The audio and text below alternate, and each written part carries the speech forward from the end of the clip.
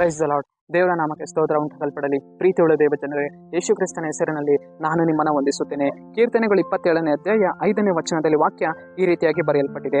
ಅಪಾಯ ಕಾಲದಲ್ಲಿ ಆತನು ನನ್ನನ್ನು ಗುಪ್ತ ಸ್ಥಳದಲ್ಲಿ ಅಡಗಿಸುವನು, ತನ್ನ ಗುಡಾರವೆಂಬ ಆಶ್ರಯ ಸ್ಥಾನದಲ್ಲಿ ನನ್ನನ್ನು ಭದ್ರಪಡಿಸುವನು ಎಂದು ವಚನ ಬರೆಯಲ್ಪಟ್ಟಿದೆ. ಅಂದರೆ ಪ್ರೀತಿಯುಳ್ಳ ದೇವ ಜನರೇ, ನಮಗೆ ಇವತ್ತು ಅಪಾಯಗಳು ಸಂಭವಿಸುವಾಗ ದೇವರು ಏನ್ ಮಾಡ್ತಾರೆ, ನಮ್ಮನ್ನ ಗುಪ್ತವಾದ ಸ್ಥಳದಲ್ಲಿ ದೇವರು ನಮ್ಮನ್ನ ಮುಚ್ಚಿ ಮರೆ ಮಾಡುವವರಾಗಿದ್ದಾರೆ. ಅನೇಕ ಒಂದು ಹೋರಾಟಗಳು ನಮ್ಮ ಮೇಲೆ ಬರುವಾಗ ಕರ್ತನು ನಮ್ಮನ್ನು ಏನ್ ಮಾಡ್ತಾನೆ, ತನ್ನ ಕೈಯ ನೆರಳಿನಲ್ಲಿ ನಮ್ಮನ್ನು ನಡೆಸುವವರಾಗಿದ್ದಾರೆ. ನಮ್ಮನ್ನ ಮುಚ್ಚಿ ಮರೆ ಮಾಡಿ ನಮ್ಮನ್ನು ಏನ್ ಮಾಡುವವರಾಗಿದ್ದಾರೆ, ನಡೆಸುವವರಾಗಿದ್ದಾರೆ. ಕೋಳಿ ಹೇಗೆ ತನ್ನ ಮರಿಗಳನ್ನ ರೆಕ್ಕೆಗಳಿಂದ ಒದಗಿಸುತ್ತೋ, ಮುಚ್ಚಿ ಮರೆ ಮಾಡುತ್ತೋ, ಅದೇ ರೀತಿಯಾಗಿ ಕರ್ತನು ನಮ್ಮನ್ನು ಏನ್ ಮಾಡ್ತಾರೆ, ಮುಚ್ಚಿ ಮರೆ ಮಾಡುವವರಾಗಿದ್ದಾರೆ. ಅನೇಕ ಒಂದು ಗುಡಾರದಲ್ಲಿ ದೇವರು ನಮ್ಮನ್ನು ಏನ್ ಮಾಡುವವರಾಗಿದ್ದಾರೆ, ನಡೆಸುವವರಾಗಿದ್ದಾರೆ. ಆತನ ಗುಡಾರವೆಂಬ ಆಶ್ರಯ ಸ್ಥಾನದಲ್ಲಿ ದೇವರು ನಮ್ಮನ್ನು ಏನ್ ಮಾಡ್ತಾರೆ, ಭದ್ರಪಡಿಸುವವರಾಗಿದ್ದಾರೆ. ಆತನ ಆಶ್ರಯದಲ್ಲಿ ನಾವು ಏನಾಗಿದ್ದೇವೆ, ಭದ್ರವಾಗಿದ್ದೇವೆ. ನಾವು ಇವತ್ತು ಯೋಚಿಸುವಂಥದ್ದು ಬೇಡ, ಕರ್ತನು ನಮ್ಮನ್ನು ಏನ್ ಮಾಡಿದ್ದಾನೆ, ಭದ್ರಪಡಿಸಿದ್ದಾನೆ.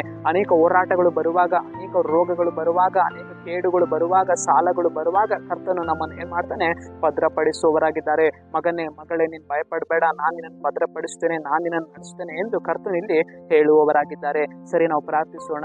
ಅಪ್ಪ ದೇವರೇ, ನಿಮಗೆ ಸ್ತೋತ್ರ ಸ್ವಾಮಿ. ಈ ವಾಕ್ಯ ಭಾಗ ಸಂದೇಶವನ್ನ ನೋಡ್ತಾ ಇರುವ ಜನಗಳನ್ನು ನೀನು ಮುಟ್ಟು ದೇವರೇ, ನೀನು ಅವರನ್ನ ಸ್ವಾಮಿ ಭದ್ರಪಡಿಸಿ ನಡೆಸು.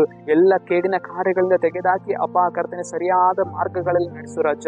ನಿಮ್ಮ ನಾಮಕ್ಕೆ ಸ್ತೋತ್ರ ಕರ್ತನೆ, ನಜರೇತಿನ ಯೇಸುವಿನ ನಾಮದಲ್ಲಿ ತಂದೆಯೇ, ಆಮೇನ್.